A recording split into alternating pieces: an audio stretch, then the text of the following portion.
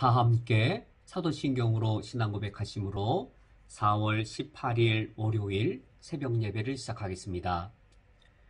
전능하사 천지를 만드신 하나님 아버지를 내가 믿사오며 그 외아들 우리 주 예수 그리스도를 믿사오니 이는 성령으로 잉태하사 동정녀 마리에게 나시고 본디오 빌라도에게 고난을 받으사 십자가에 못 박혀 죽으시고 장사한 지 사흘 만에 죽은 자 가운데에서 다시 살아나시며 하늘에 오르사 전능하신 하나님 우편에 앉아 계시다가 저리로서 산자와 죽은 자를 심판하러 오시리라. 성령을 믿사오며 거룩한 공회와 성도가 서로 교통하는 것과 죄를 사하여 주시는 것과 몸이 다시 사는 것과 영원히 사는 것을 믿사옵나이다. 아멘. 하나님 아버지시여, 이 아침에 주님의 말씀으로 나를 다스려 주시옵소서. 이 아침에 주께 기도할 때에 성령께서 나를 거룩하게 인도하여 주옵소서. 예수 그리스도의 이름으로 기도합니다. 아멘. 오늘 성경 말씀은 신약성경 마태복음 13장 20절과 21절의 말씀입니다. 오늘 성경 말씀을 제가 봉독해 드리겠습니다. 돌밭에 뿌려졌다는 것은 말씀을 듣고 즉시 기쁨으로 받되 그 속에 뿌리가 없어 잠시 견디다가 말씀으로 말미암아 환난이나 박해가 일어날 때에는 곧 넘어지는 자요. 아멘. 우리가 인생을 살아갈 때 항상 순조로운 상황만을 경험하지 않습니다. 우리가 30대 젊은 시절을 살거나 또 40대, 50대 또는 60 이후에 그 인생을 살아갈 때 우리 연령에 따른 인생의 여러 무게 있는 일들을 겪기도 하고 또 남들을 겪지 않는 또 나만 특별히 겪는 그런 환경적인 어떤 사건들, 어려운 일들을 겪기도 합니다. 이런 삶의 어려움이 있는 것이 일반적이고 보편적인 것이죠. 우리 삶에 이런 환경적이고 외부적인 일들이 일어날 때 나의 신앙과 나의 영적 상태와 무관할까? 일반적으로 그렇지 않습니다. 내 마음에 심히 염려가 될 정도의 환경적인 문제가 발생되면 내 마음에 심히 염려되는 것만큼 내 영적인, 내 영혼의 상태에도 커다란 영향을 미칠 수 있습니다. 몸을 갖고 살아가는 우리, 그리고 마음과 또 우리 영혼의 연약함을 갖고 있는 우리들은 이런 외부적인 이 환경의 여러 어려움과 문제들에 대해 긴밀하게 또 큰 영향을 받게 됩니다. 바로 오늘 성경 말씀, 예수님의 씨 뿌리는 비유 중에 두 번째 비유인 돌밭이 바로 이거와 관련된 말씀입니다. 우리가 오늘 읽은 마태복음 13장 20절과 21절의 말씀은 이 돌밭의 의미를 예수님이 설명해 주신 부분이고, 이 돌밭의 비유는 비유의 이야기는 그 앞에 13장 5절과 6절에 예수님이 먼저 말씀해 주셨습니다. 저는 주일학교 때 선생님이 이 돌밭이라고 말씀하시는 표현을 듣고 제가 오해를 했습니다. 밭이 있는데 그 밭의 그 바깥 부분에 돌들이 널려 있는 것으로, 그래서 눈에 돌이 보이는 것으로 제가 오해를 했습니다. 농부가 씨앗을 뿌렸는데 그 씨앗이 돌들 틈에 끼어 있는 그런 돌밭을 연상했는데, 예수님이 말씀해 주신 그 13장 5절을 보면 전혀 그렇지가 않습니다. 13장 5절 말씀에 더러는 흙이 얇은 돌밭에 떨어지매 라고 하여서 흙이 얇은 돌밭, 즉 돌은 이 밭의 표면에 널려 있는 것이 아니고 그 땅 속에 묻혀 있는 것이죠. 땅 속에 묻혀 있는데 깊은 속에 묻혀 있는 것이 아니라 흙이 얇은 정도의 얕은 깊이로 돌이 묻혀 있었습니다. 이와 같이 흙이 얇은 깊이로 돌이 묻혀 있다면 그것이 씨앗에게 어떤 영향을 미치겠는지요. 5절 말씀에 흙이 얇은 돌밭에 떨어짐에 흙이 깊지 아니함으로 곧 싹이 나오나, 이 씨앗이 싹이 터서 싹이 자라 나올 때까지 그 깊이가 다른 씨앗들에 비해 더 얇은 깊이이기 때문에 더 빠르게 다른 씨앗들보다 더 빠르게 땅 바깥으로 싹이 나오게 되었습니다. 그 후에는 어떻게 되겠는지요? 6절 말씀에 해가 돋은 후에 타서 뿌리가 없으므로 말랐다라고 합니다. 좋은 땅에 뿌려진 씨의 경우에 태양의 빛은 그 씨앗이 싹이 트고 싹난 것이 자라서 결실할 때까지 생명의 근원이 되었습니다. 그런데 이 흙이 얇은 이 돌밭의 경우에는 이 태양의 빛이 생명의 근원이 되는 것이 아니라 오히려 그 씨가 타서 마르게 하는 죽음의 원인이 되었습니다. 그 이유는 흙이 얇기 때문에, 그리고 그 흙이 얇은 그 밑에 막바로 돌이 있었기 때문에 뿌리를 내릴 수 없었기 때문입니다. 그러면 이러한 돌밭, 어떠한 영적 상태를 가리키는 것일까? 우리들도 신앙생활을 하면서 인생을 살아갈 때 어떤 상황이 될 때 내가 이런 돌밭이 될 수 있겠는가? 바로 이것에 대한 해석이 우리가 오늘 읽은 20절과 21절의 예수님의 설명입니다. 예수님의 설명을 보면 20절과 21절 이 영적 상태를 보여주는 특징적인 단어가 세 가지가 나옵니다. 다 공통된 이 부사어들인데 20절에 즉시, 21절에 잠시, 그리고 곧, 즉시, 잠시, 곧 아주 짧은 시간을 말해주는 세 개의 부사어입니다. 즉시 기쁨으로 받되, 잠시 견디다가 곧 넘어지는 자요.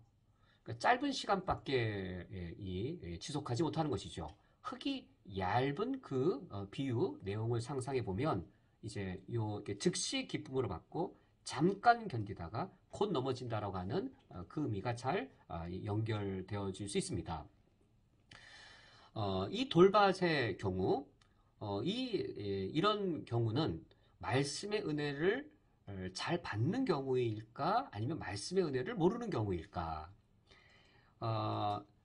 돌밭에 뿌려졌다는 것은 말씀을 듣고 즉시 기쁨으로 받되라고 하여서 길가밭과는 전혀 다른 경우입니다. 길가의 경우에는 아예 처음부터 진리의 말씀을 배척하는 그런 이 딱딱한 마음이 처음부터 있었던 경우입니다.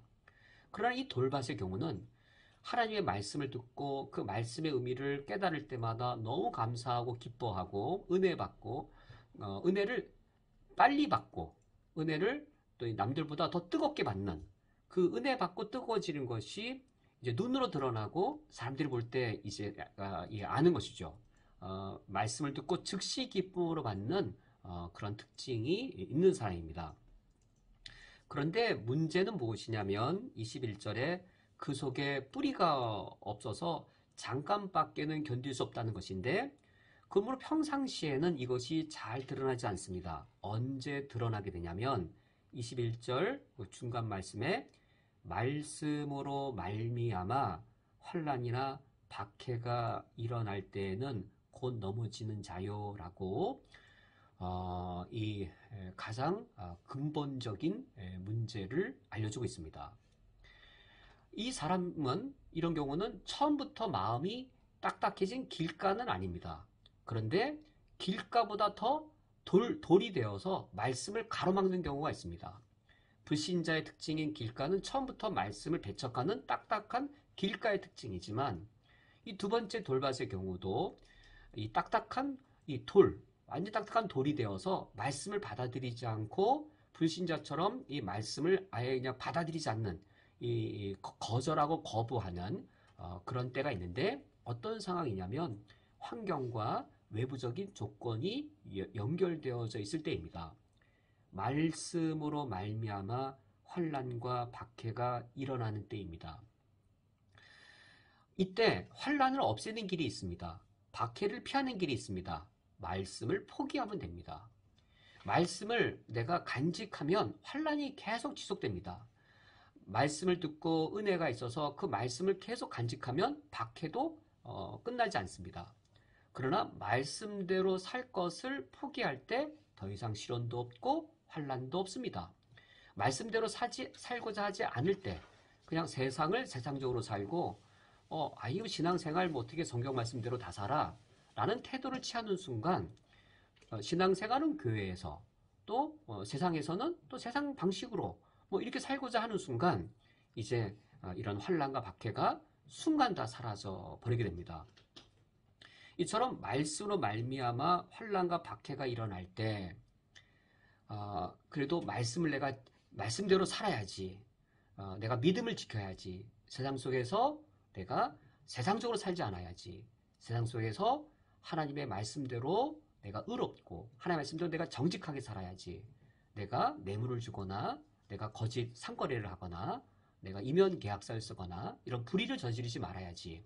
라는 이런 믿음을 지키는 말씀대로 사는 그것을 행해야 되는데 안타깝게도 이 경우에 흙이 얇고 그리고 얇은 흙 밑에 돌이 있어서 말씀의 뿌리가 없었습니다. 그대로 살 영적 힘이 없었던 것이지요.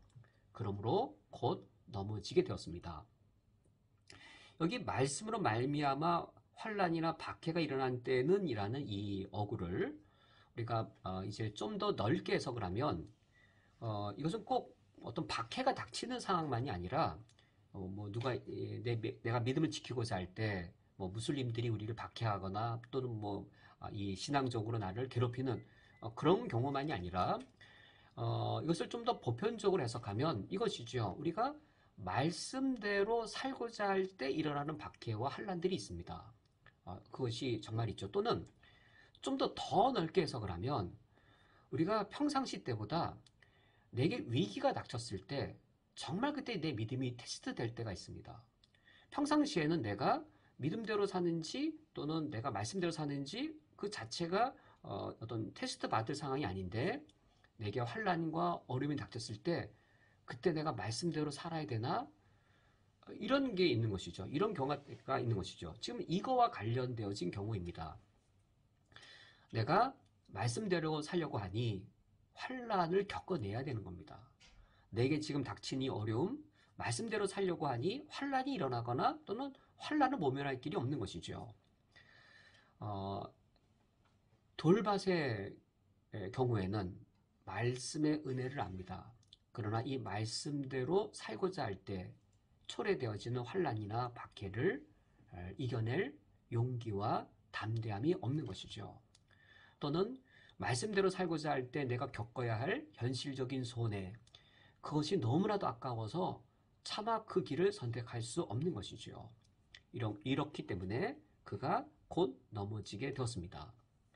그렇다면 해결의 길, 어떻게 하면 이 돌밭을 이 옥토로 좋은 밭으로 기경할 수 있겠는지요?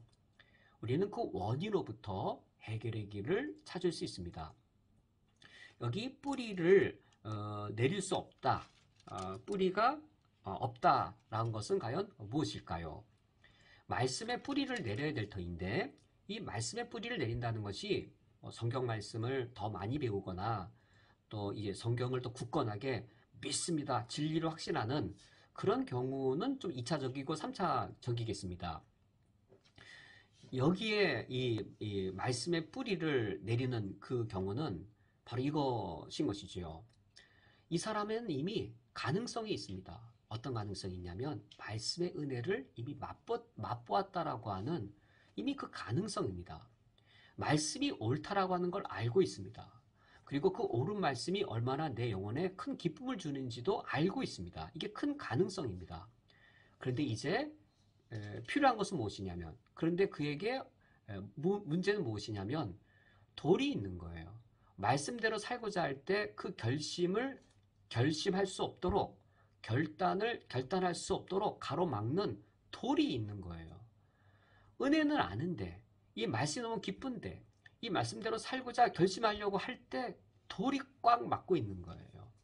여기서의 말씀의 뿌리란 성경을 더 많이 알고 성경을 뭐 내가 더 확실하게 아는 그것이 말씀의 뿌리인 것이 아니고 이미 내가 깨달은 그 진리, 이미 내가 기뻐한 그 말씀, 이미 내가 영혼으로 이미 이게 진리다라고 하는 걸 아는 것이죠. 그래서 고난을 각오하는 겁니다. 손해보는 걸 각오하는 겁니다. 내가 말씀대로 살 때에 겪을 고난, 내가 말씀의 원리를 내가 붙잡을 때 당할 현실적인 손해, 그걸 선택하는 겁니다. 결단하는 겁니다. 그래서 돌을 깨트리는 것이죠. 말씀이 뿌리 내린 걸 가로막는 것을 오히려 그것을 깨트리는 겁니다. 복음과 함께 고난을 받으라고 하는 그 말씀을 내가 정말 받아들이는 겁니다. 그 길 외에는 없습니다. 성령께 그것을 내가 요청해야 되는 것이죠. 하나님 아버지, 내가 두렵습니다. 하나님 아버지, 내가 이것을 감당할 용기가 없습니다. 주님 내게 용기를 주시고 내가 하나님의 말씀대로 살고자 할 때 하나님으로 인하여 살 수 있다라는 그 용기를 주시고 믿음의 담대함을 주십시오 라고 우리가 주님을 의탁해야 하겠습니다. 오늘 말씀을 맺도록 하겠습니다. 우리가 이 땅을 살아갈 때 우리 인생의 환경에 또 외부적인 여러 어려움들이 빈번히 있습니다. 30대는 30대로서, 40대는 40대로서, 또 50과 60, 70대로 넘어가면 인생의 어려움이 사라지는 것이 아니라 그 인생의 상황에 따른 그 인생에 겪는 그 독특한 어려움들, 그것이 우리 신앙의 문제로도 닥칩니다. 이때 우리 마음이 돌밭이 될 수 있습니다. 이것을 이겨내는 길은 말씀대로 살고자 우리가 결심하고 결단하는 겁니다. 여기에서 오는 현실적인 손해나 현실적인 두려움 주님께 맡기고 믿음의 뿌리를 견고히 내려서 믿음 말씀대로 살고자 하는 결단을 가로막는 그 돌밭, 돌을 깨트리는 것이 우리에게 요구되어집니다. 나 스스로 할 수 없다면 성령께서 내 의지를 힘있게 하셔서 성령의 도우심으로 우리가 말씀대로 살고자 하는 그 의지를 굳건히 하여 돌들을 깨트릴 수 있기를 주님의 이름으로 축원드립니다. 함께 기도하겠습니다. 하나님 아버지시여, 내가 오늘 하루를 살아갈 때 하나님이 내게 가장 두려운 분이시며 내가 두려워하는 하나님이 내가 가장 신뢰한 분으로 내가 의지할 수 있기를 원합니다. 그러나 우리가 눈을 떠서 현실을 볼 때 이 현실이 얼마나 내게 두려울 때가 많은지요. 우리가 현실적으로 객관적으로 계산할 때에 현실이 무섭고 두려울 때가 참 많습니다. 그러나 하나님 아버지시여, 여호와를 경외함이 지혜의 근본이라 하였사오니 내게 여호와를 두려워하는 마음을 주시어서 영적으로 윤리적으로 어리석음을 범하지 않게 하여 주시옵고 내 심령이 돌밭이 되지 않게 하여 주시며 하나님의 말씀대로 살고자 하는 결심을 가로막는 돌들을 오히려 나로 하여금 깨트리게 해 주옵소서. 예수 그리스도의 이름으로 기도합니다. 아멘. 다 함께 주기도로 예배를 폐하겠습니다. 하늘에 계신 우리 아버지여, 이름이 거룩히 여김을 받으시오며 나라가 임하시오며 뜻이 하늘에서 이루어진 것 같이 땅에서도 이루어지이다. 오늘 우리에게 일용할 양식을 주시옵고 우리가 우리에게 죄 지은 자를 사하여 준 것 같이 우리 죄를 사하여 주시옵고 우리를 시험에 들게 하지 마시옵고 다만 악에서 구하시옵소서. 나라와 권세와 영광이 아버지께 영원히 있사옵나이다. 아멘.